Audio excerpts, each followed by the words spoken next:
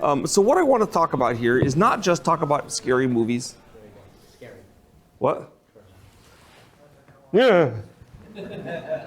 That's my youngest grandchild. So here's the deal. I like scary movies. The first scary movie I can remember seeing, I was 6 years old, and Dad, who loved fantasy movies and stuff. And you gotta remember, when I'm 6 years old, this is like 1961, 62. They didn't subdivide movies into as many categories as now. So like Godzilla and haunted houses and Alien Invasion, those are all the same category movies, kind of monster movies or spooky movies. So Dad takes me to see Day of the Triffids. I was so scared I tried to hide under the seat of the theater. The next night, I'm sleeping in my grandpa's house, and I had to sleep in the living room, and I could see out the window, and across the street, there was these trees that were pretty clearly Triffids blowing in the wind. And all night long, I was like sweating those Triffids. But the other thing is, though, several years later, scary movies still scare me. I've had people ask me, are you still scared of the scary movies? Yeah, otherwise I wouldn't go see them. I mean, would you go watch a comedy if it didn't make you laugh? So yeah, I'm still scared of the scary movie. They still give me nightmares. Last week, my wife and I started watching the TV show From, which, like most TV shows about horror, starts off with a few good episodes, and then it goes into tedious interpersonal drama that is a drag. But those first 2 episodes are pretty punchy, so that night, my wife had to wake me up twice in my sleep from having nightmares about the doppelgangers and that thing. And then in the morning, I woke myself up from dreaming them. So, it still worked. And it's not, and I've seen scarier things than From. But the other thing is, now when I'm having a nightmare, I don't like it during the nightmare. But when I wake up, it's like, that was a cool nightmare. And I absolutely steal stuff from those to put into my games and other things. Now, what we want to do, we're going to talk about some movies that aren't widely known and which we can pilfer from for gaming purposes. Now, one of the rules of horror games that I like to follow is that, I've told this in some of the other seminars, if you're trying to describe something to the players, it's more effective if you use more senses than just sight. So if you don't just say, there's a green slime on the walls, if you add other senses, it stinks like rotten meat. You hear it bubbling. There's an acrid taste in the air. Air goes suddenly cold. There's all these other senses you can use. Feeling, touch, smell, taste. You don't have to go through the list of all the senses when describing someone, but if you use more than just sight, or if you use a couple senses besides sight, you hear a sound, and you can also use words that imply other senses, like the window explodes inward implies a sound and a feeling, I've had times when I tried things using just sound, and you hear a throbbing, the air turns cold, you don't even have to see anything, and the players are actually sometimes more concerned than if you said, and there's a big monster. Movies are a good way to get to see how some people address this, because all a movie can actually do is give you sight and sound. Movies often attempt to show that something smells bad, or something has a feeling, or there's some other emotion happening, and you can watch how they do it in a movie and adapt that to what you're doing. A lot of movies, for example, will do the thing where they make it so dark you can't see what the heck's going on, and sometimes this is a bust. But sometimes it works. I would say that Skinamarink, it mostly works. If any of you have seen Skinamarink. The other thing that's great about movies is that, and it's a principle I live by, is that every movie has something you can steal from for a scenario or an adventure or a moment in a game. And for my examples of this, I'm going to use god-awful movies, because I want to show that any movie can have this. It's something you can steal from. So first, we're going to talk about the awesome movie about evolution, the monster on the campus. So in this movie, and it's fabulous, I had a friend that is an evolution disbeliever, so I showed him this. I said, I'm going to show you this to convince you. I don't think I convinced him, but so it's super goofy. Basically, they have a coelacanth, a dead coelacanth that's irradiated so fast. A dragonfly comes in the window of the lab and lands on the coelacanth. Because it ate coelacanth juice, as you know, this makes it regress in time to an ancestor. So a giant dragonfly starts flying around, like a mega neuron. Then they're scared, so the hero, he stabs it with a letter opener. Then when he's calling the professor to talk about it, he's holding it up with his hand like this, and blood from the dragonfly drips into his pipe. And then when he smokes the pipe, he turns into a Neanderthal man. And as you all know, all Neanderthal men want to do all the time is run around killing people, which is what he does. I'm not going to defend anything about this movie, except that, I loved it. Imagine You're playing Call of Cthulhu. The game master says the idea of some substance or something that sends things back to an ancestral form can be used. And you can use it on all kinds of creatures, not just humans. In the movie, they do it on a dog, and all the dog does is grow long fangs, kind of like the killer shrews, not quite that long. But you look up the ancestors of dogs, you can get some pretty whack things back there. And you can have these strange monsters appearing in the Call of Cthulhu adventure. And in fact, this is an adventure I've written. I won't publish it in case one of you guys want to do it. It didn't get very far. Eventually, they have to figure out where these things are and why there's no evidence of them after they go looking. And the reason is because like they've all gone back to their current form after the events happen. And whatever is causing this, which could be a spell, it could be a ritual, it could be a chemical, it could be whatever, an object is causing you get a wide variety of cool monsters and also some wacky other hijinks with things that go back in time and they're not anything scary, because not everyone's ancestor is a hideous monster, not like Neanderthal men or the killer dragonflies. And you get this whole interesting scenario where the players have a cool mystery to solve, where they actually have to use science to solve it. You get a whole variety of weird things you can do to the players, and it's fun. Another example is there's a worse movie than this, which is called Blood of Ghastly Horror. It is a great title in the first place. This is by a director called Al Adamson, whom I do not recommend to anyone, even though there's a nice big pack of his stuff. But I took the plot of Blood of Ghastly Horror, in which this guy robs a bank.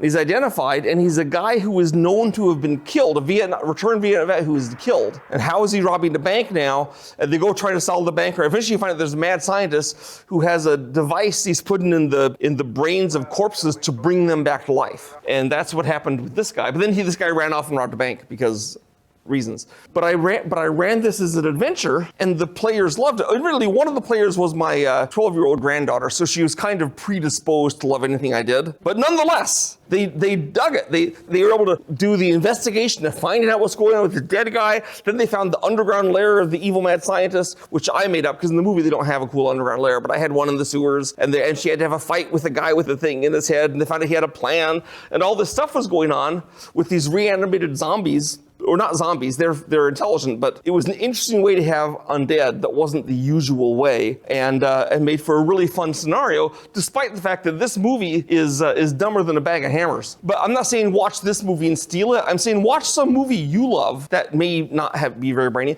and it doesn't even have to be a horror movie. There's scenes you can steal from other movies besides horror movies. There's scenes in movies such as Night of the Hunter with Robert Mitchum. I'm picking old movies here because I'm old, and also older movies tend to have like some classic scenes, and one thing that helps with them is that a lot of them are black and white, so they have that chiaroscuro going on, which makes a scene look more forbidding and ominous than a color movie necessarily does. Now, most horror isn't cosmic horror, okay? For that matter, lots of Lovecraft isn't cosmic horror. The Picture in the House is a great horror story, and I love it. It's not cosmic horror. But you can still, if you want to make something cosmic horror to use in Call of Cthulhu, which also doesn't have to all be cosmic horror, you can do that usually with almost anything. Like, for example, I had the idea a while ago with Monster on the Campus, where you're going back in time and getting ancestral things. Well, that could be cosmic horror by a gate or a portal or something there. And the thing we're trying to avoid here for our movies, and actually for our game thing, is we're trying to avoid cliches. And the reason you want to avoid cliches is very simple, because it's more entertaining for the players if they aren't sure what to expect. If they don't go, oh yeah, it's going to be old Mr. Feeney from the inn, and you pull off the mask and that's who it is, like Scooby-Doo. We want the players to be surprised and pleased by the plot line of what you have. Plus, that means when they figure it out, they're going to be proud of themselves because it wasn't the usual plot line. One plot line that doesn't work very well in Call of Cthulhu, but is super common in movies, is where you have one single monster or killer that is going around killing people one at a time. The movie that's episodic, like now the monster kills this guy, and now the monster kills this guy, and now the monster kills this guy. Like Friday the 13th is usually like that. Octoman is like that. There's a lot of movies like that. This doesn't copy over so well to Call of Cthulhu, because how do the players research? You still can't go fight the monster because it's Call of Cthulhu and the monster is like a dimensional shambler or something and it will eat you. So how do you research a single killer doing things? How do you have a plot? You don't just want to have the players be attacked one by one and knocked off, except if you can get a cool scene from it, you can't use the whole plot. The Italians, who are my heroes, have figured out a way to do this. And they have invented a type of movie called the giallo. Anyone here heard of giallos? Okay, yeah. So those few of you who haven't, a giallo is often mistaken to be a slasher movie, but it's really not. What happens in a giallo is there's a killer, but unlike a slasher movie, the killer, well, he's insane, but he's killing people for a reason. There's always a reason he's killing them. His insanity means that he solves his problems by murder, but he generally does have problems. The other thing is that unlike a slasher, you don't know who the killer is in a giallo. You have no idea who it is. There's generally a big twist going on with this. The killer also, unlike slashers, I mean, Jason in Friday the 13th is like ostensibly insane, but the only signs of it are that he doesn't talk. Killers in giallos seem sick, like something's wrong with them.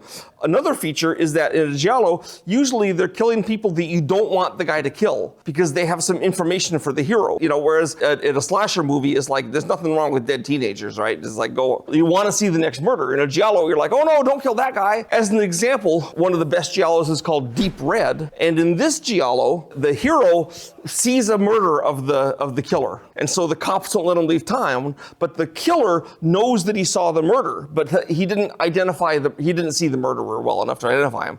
So the hero starts investigating the possible crimes of this guy, going back in time, trying to find out who this killer is. Well, the killer figures it out, so the killer starts going back through his own timeline, murdering the people that know. So it's like a race between the hero and the killer going back doing all these murders. And of course, you wouldn't want to use an insane killer in Call of Cthulhu because, like, monsters and spells. But the idea that there's a single killer that you can actually research and have a plot line about and be menaced by is an effective thing.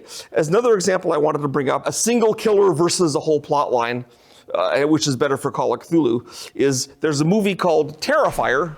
So Terrifier is a killer clown movie. How many of you guys seen it? So this movie would be tough to pull off into a Call of Cthulhu. I mean, you could probably do it, but it's a killer clown going around offing people, okay? Now there's a movie with a very similar name called Terrified, or Aterrados. It's from Argentina. Anyone seen this thing? Okay, this is one of the scariest movies in the last 10 years. Okay, I don't know if any of you guys liked Hereditary. This is as good as that, if not better, okay? It is scary from the opening scene. It's no jump scares. I mean, some of the scares are like gory scares. Some of them are absolute surprises and terrors. Some of them are more subtle, quiet things. One of the scariest things in the whole movie is they come home to this house and the little kid they buried yesterday is sitting at the breakfast table with a glass of milk and he's dead. And he's dead. He's not moving. He's not doing anything but being dead over his breakfast. And you're not sure if the mom brought him there, and he never does anything. He never tries to eat someone like a lesser American director would do. He just sits there. The other thing that's great is it's a very Lovecraftian movie. There is definitely something going on with another dimension or another universe. And the main characters are pretty clearly Call of Cthulhu investigators, okay? Which does not help them survive.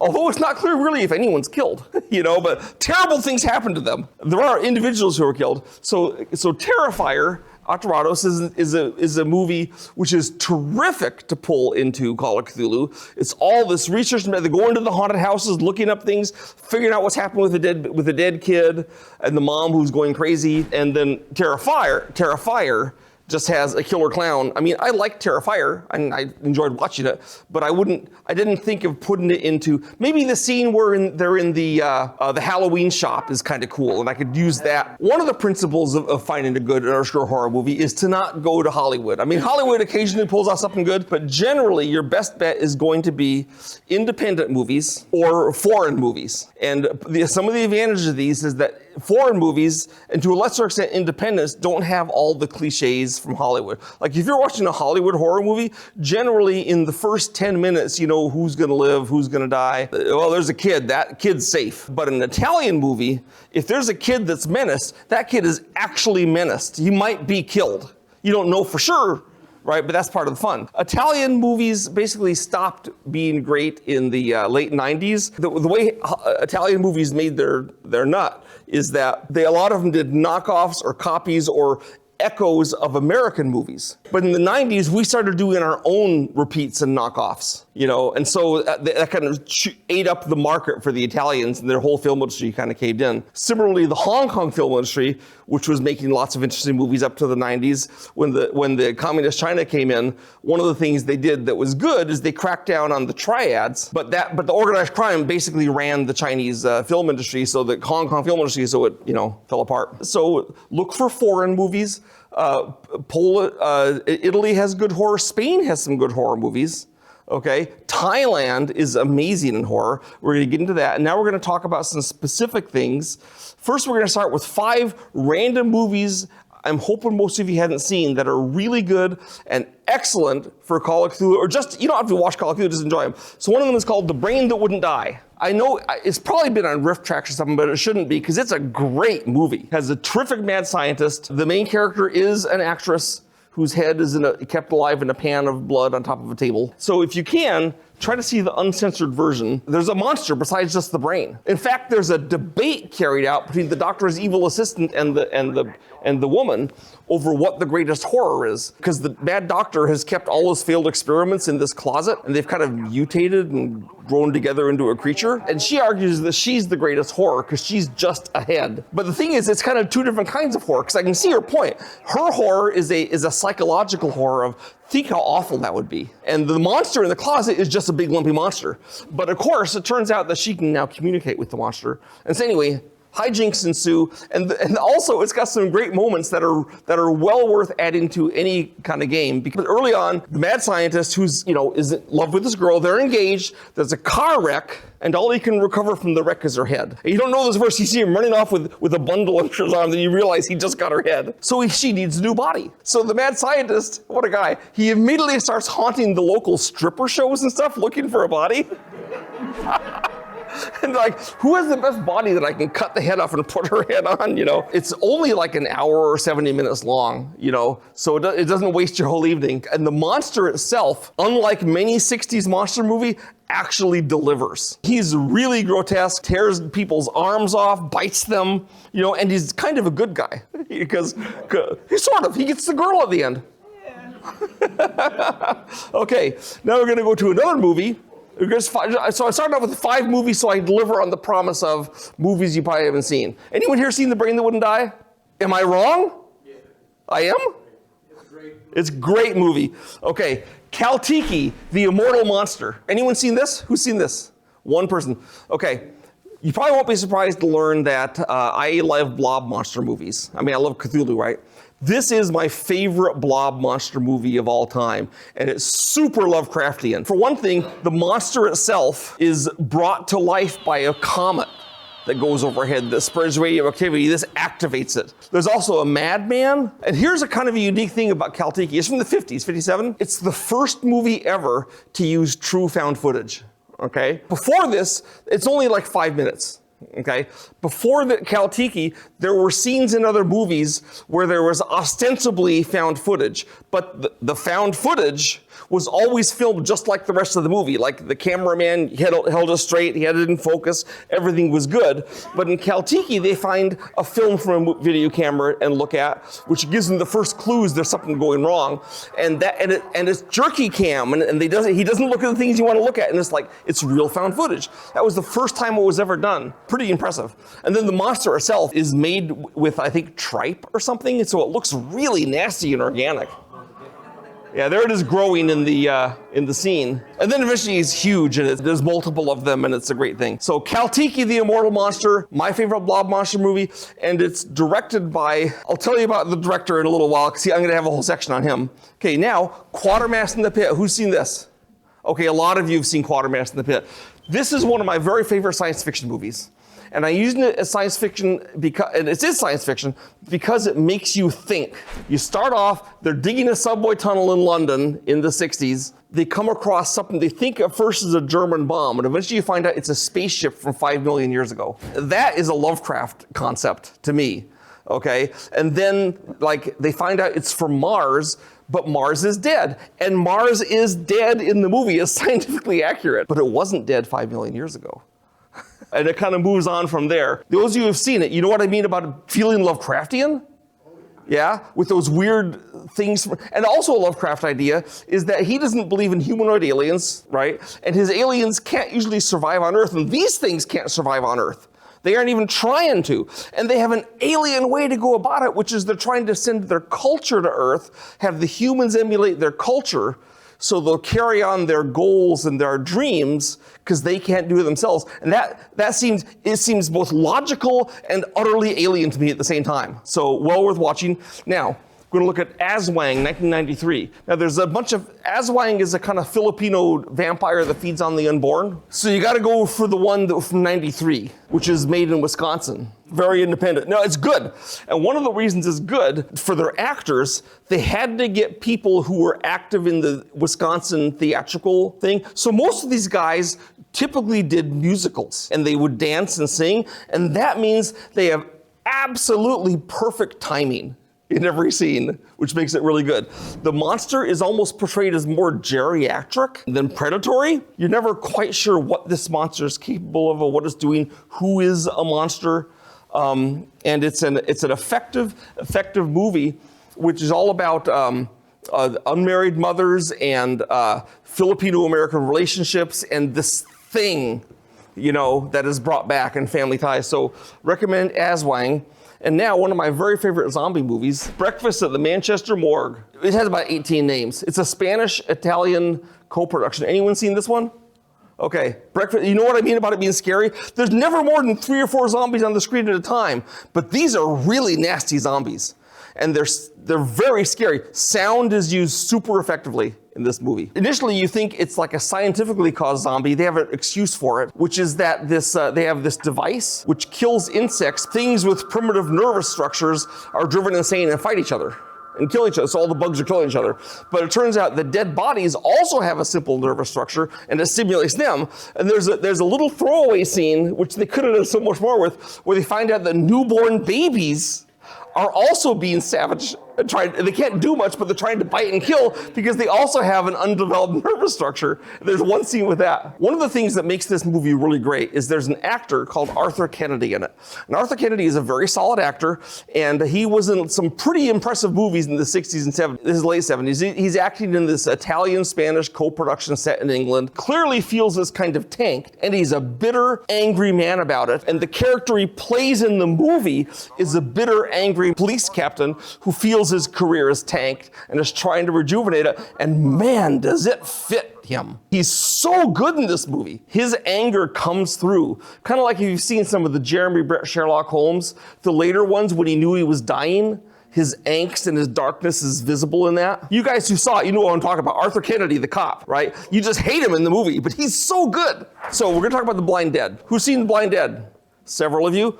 Okay, in the 1970s, Armando Osorio decided, I want to make up a new classic monster. And so what he invented, and this is a good Lovecraft thing, is undead Knights Templars. These are so compelling when you see them. And maybe it's just me, because these fit exactly what I see undead as being in my dreams. These withered things, self-willed. What he did a movie called Tombs of the Blind Dead, and it was a hit. And you have these undead Knights Templars coming back. They're blind, so they move kind of slowly, but they can zero in on like your sound or your heartbeat. There's a terrific scene in it where this Spanish thug pulls a switchblade on him.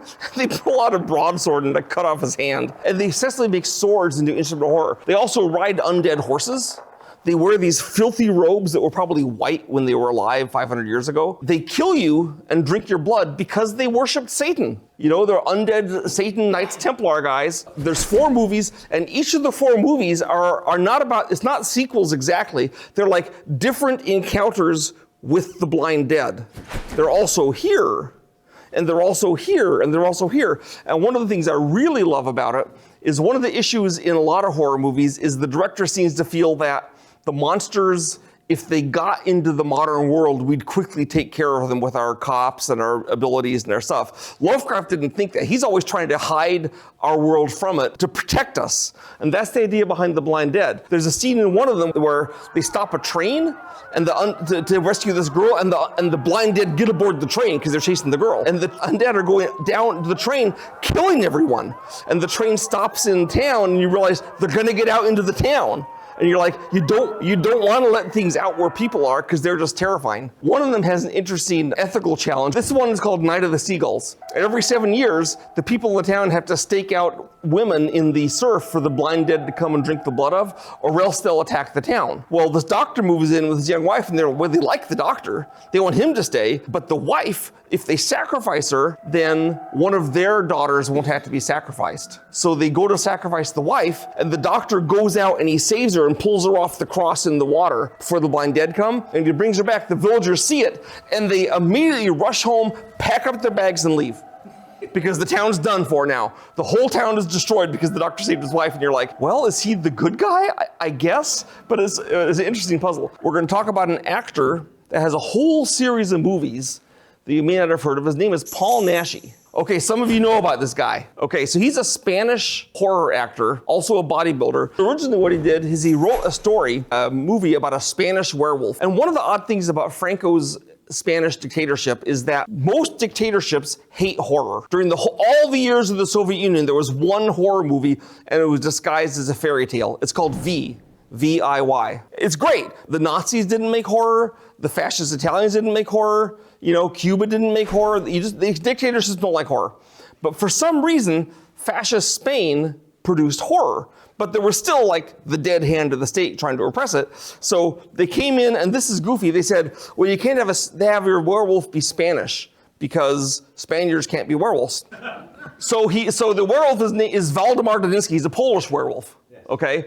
And he looks like a Lon Chaney Wolfman type werewolf, but it's in color, and there's blood, and there's boobs and stuff. And there's a lot of cognitive dissonance seeing this kind of Wolfman doing all the gore, if you know what I mean. Okay? And because he couldn't get Lon Chaney to play his werewolf, he played it himself. And then he played the Wolfman in like a dozen movies. He also plays the vampires, he plays the mummy, he plays mad brain transplant victims, he has After the Holocaust movies, he's a whole variety of movies. Yeah, he did The Werewolf and the Yeti, which tragically has one fight between the werewolf and the Yeti at the very end. And here's a plot which is dumb as a stump, but well worth stealing for something. The werewolf and Dr. Jekyll. And what happens is the werewolf meets Dr. Jekyll, or actually the son of Dr. Jekyll, and Dr. Jekyll says, I know how we can cure you of your werewolfdom. I'll inject you with the Hyde formula, and then when Mr. Hyde comes forth on the night of the full moon, the werewolf and Mr. Hyde will war each other for dominance and kill each other, and you'll be cured. No, this plan works exactly the way you expect it would, okay? But man, what a great mad scientist plan. Could you imagine the player characters hearing the mad scientist explain his plan? And you're like, holy crap, we gotta stop this, So it's a great insane plan. And at that point you realize that the mad scientist is obviously, there's the devil in that one. Now here's another thing about his werewolf. He is not evil, like Lon Chaney, he's not evil as the Wolfman, but he doesn't really make any attempt to restrain himself. He just kind of lives out in the country. And when he turns Wolfman, he goes out and he's like commonly killing innocent people.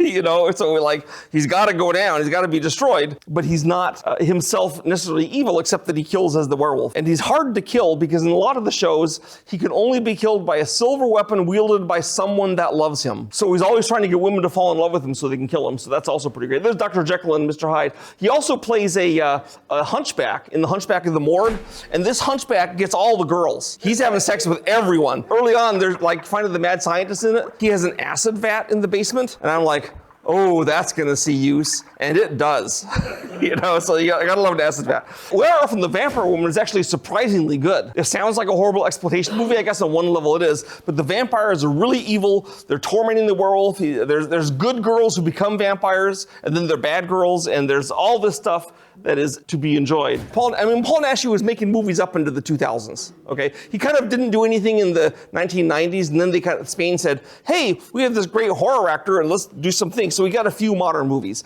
including the Waldemar Inheritance, which is 2 movies that are sequels. Sadly, Paul Naschy isn't a very important part of them, but it's totally Lovecrafty. I mean, they're summoning Cthulhu, okay? So I don't know how much Lovecraft you want to get, but it's mostly all about setting and mood and not really so much action. So you have to be kind of in the right mood for it.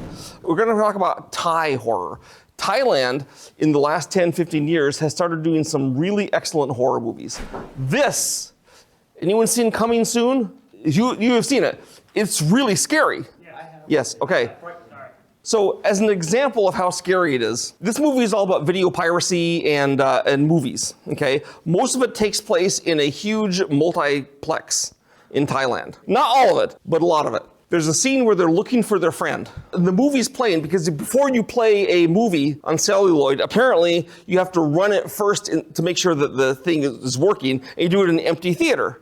Okay, which is what they're doing here. So the movie's playing in the dark theater. No one's there but the workers calling to the friend. Hey, where are you? Where are you? He doesn't get an answer. So they call him on the phone and they hear his phone ringing. And they're looking around and they can't triangulate it. And then they realize that the ringing phone sound is coming through the speakers.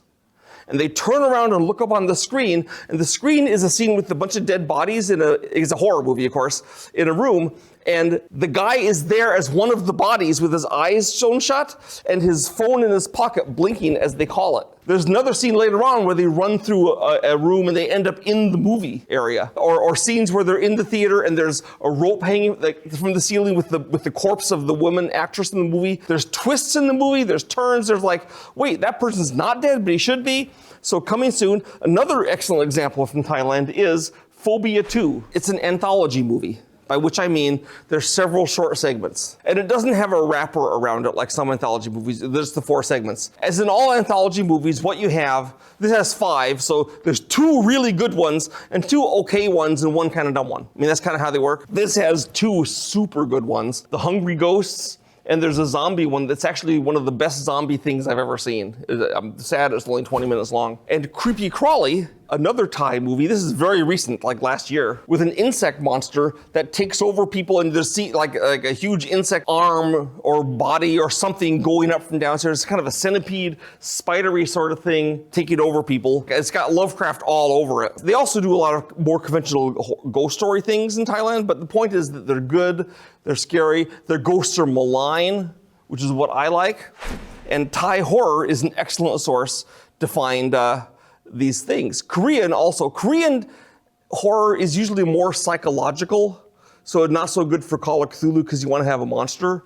But it's still fun to watch just if you want to see a good scary thing. Now we're going to talk about my favorite director of all time, who was Mario Bava. Now, when I was a kid, actually my dad took me to see this movie at the drive-in, and I thought it was great. It's an anthology movie. It's got 3 films. The first one is the second one, A Drop of Water, is one of the scariest things I've ever seen. And the third one with Boris Karloff as a vampire, sort of. In the third one, Boris Karloff says, I'm going to go kill the Turkish bandit who's been plaguing the land. And we all know he's a vampire. I'm going to go kill him. And if I come home before midnight, let me in.